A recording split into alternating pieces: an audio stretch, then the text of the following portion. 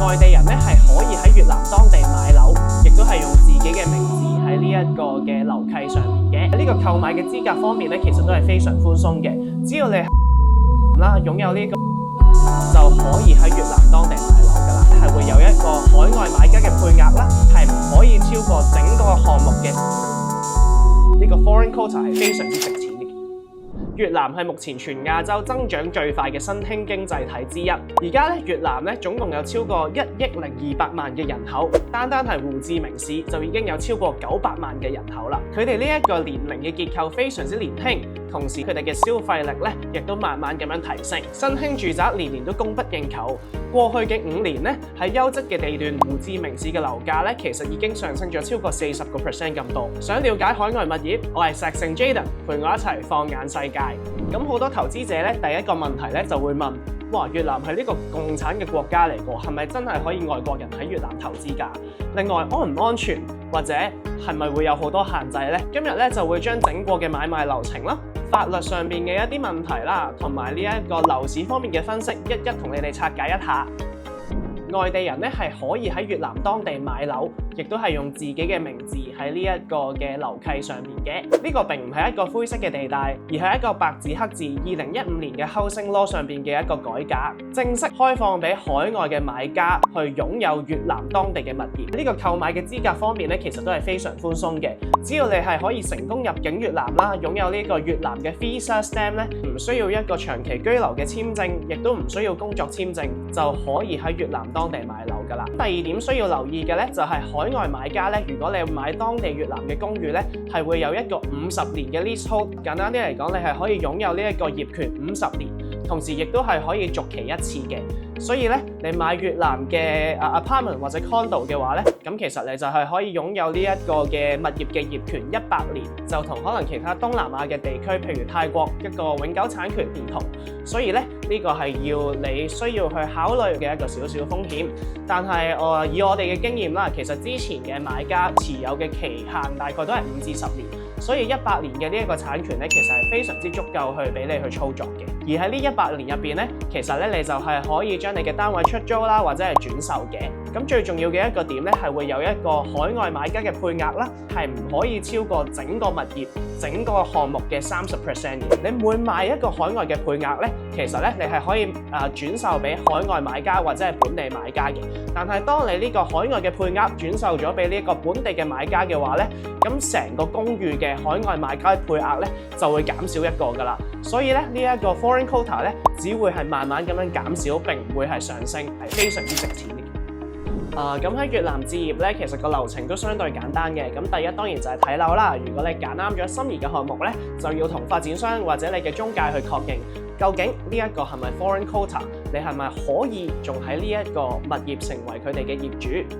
第二就係同發展商簽約啦。咁喺越南咧，其實咧就唔一定要有律師去幫你做呢一個買樓嘅流程嘅。但係你將你嘅物業賣出咧，就一定要揾當地嘅律師去協助。所以咧，你就可以自己去考慮或者衡量一下，究竟你喺買樓直接同開發商簽約呢一個嘅階段，需唔需要聘請當地嘅律師去協助你完成整個交易嘅流程。如果你真係睇啱一層樓啦，或者係一個單位想去入手嘅話咧，咁我哋當然就係要同發展商簽約同埋俾訂金啦。咁越南咧俾錢方面咧，同東南亞其他國家有啲唔同嘅。咁越南當地咧，其實你都一定要電匯啦，let's say美金或者港紙去到越南嘅指定戶口，咁越南咧就會轉翻做呢個越南盾，再打入發展商嘅戶口嘅。所以越南最尾開發商或者發展商收嘅係越南盾，並唔係外匯。而咧所有外匯嘅記錄咧都要 keep 得清清楚楚，因為咧如果你一啲匯款嘅記錄唔太清楚或者係遺失咗嘅話咧，發展商係有權幫你申請呢一個樓契拼 book 嘅。但係咧，就算你冇拼 book嘅話咧，都可以自由去出售或者係出租你擁有嘅單位，亦都唔需要十分之擔心呢一個嘅問題。訂金方面咧，通常係收10% 至到20% 左右啦，有啲發展商可能收得多少少30% 嘅訂金。咁之後咧，越南通常都會係按呢一個嘅工程嘅進度啦，或者係每6個月或者每1年再俾一次嘅呢一個 term payment 啦。咁總共可能俾4-5次錢，跟住再加最尾 final payment 咧，咁就可以以完成整個交易㗎啦。咁通常咧，其實你完成咗整個交易，即係交咗樓俾你之後咧，你都未攞到呢一個嘅 Pink Book 嘅。咁再等一段時間俾呢一個 Pink Book 嘅 application fee，咁你就可以擁有呢一個單位或者物業嘅樓契，你先至喺法律上係正式擁有呢一個嘅業權。咁當然啦，越南其實佢哋買樓咧，佢哋嘅稅或者 buying cost 其實都比較低啦，但係都有幾個稅係需要大家留意嘅。第一個咧就會係個 registration tax 啦，一個過戶嘅稅，就係樓價嘅0.5%。另外咧，佢哋會有一個 VAT 呢一個增值稅嘅。通常咧，如果你係買海外買家嘅配額咧，亦都係已經加咗喺樓價上邊㗎啦。通常就係10% of 呢一個嘅樓價。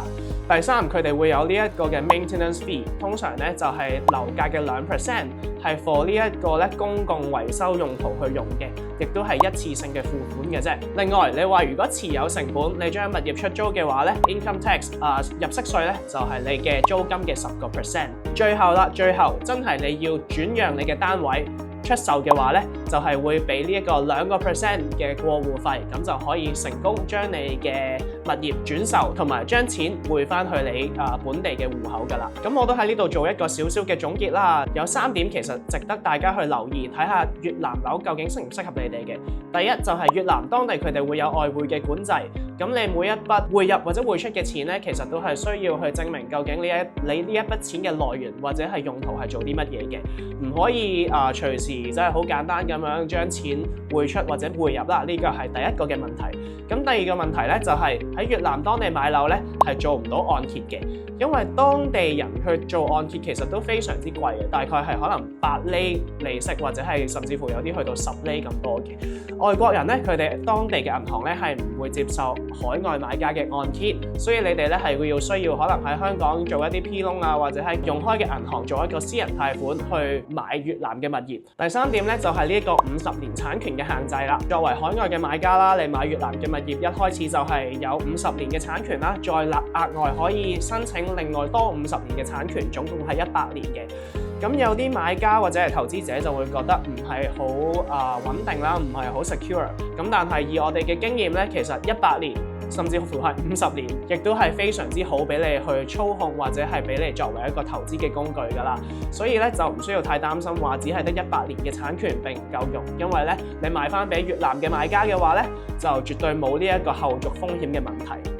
越南咧真係一個發展得最快嘅新興市場之一啦，喺亞洲，所以其實好多投資者或者一啲結構性嘅投資者、大公司，佢哋都非常睇好越南呢一個嘅市場嘅。我哋公司咧嚟緊都會開始賣呢一個越南嘅項目啦，主要圍繞住一啲大城市、胡志明市、峴港同埋河內嘅。咁所以咧，其實如果你有興趣了解多啲東南亞嘅市場或者係越南嘅樓市嘅話咧，歡迎 follow 我哋嘅 YouTube channel。咁我係石城嘅 Jayden 啦，我自己都開咗呢一個個人嘅Instagram account 啦，歡迎你哋去 follow 一下，去了解唔同嘅海外物業資訊。